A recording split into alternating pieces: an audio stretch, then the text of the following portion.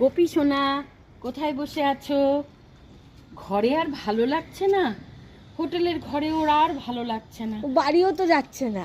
বাড়িও যেতে চাইছে না। বলছি সামনে দুর্গাপুজো, বাড়ি যাবে? বলছে এখন নয়, এখন ছাদে ঘুরবো। দেখো হোটেলের ছাদে চলে এসছে। কি দেখবে আমি জানি না, তাও দেখছি কি দেখছে ও। আমি তোমাদেরকে দেখাচ্ছি।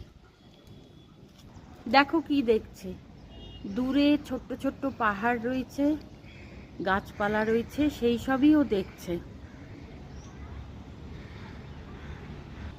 দেখো ও এখন গাছপালাই দেখছে, চারিদিকের প্রাকৃতিক দৃশ্য সেই সবই দেখছে।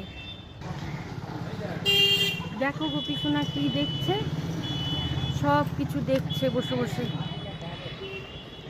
ওই যে একটা চূড়া দেখা যাচ্ছে, ওটা কিন্তু হসপিটালের চূড়া, মন্দিরের মতন।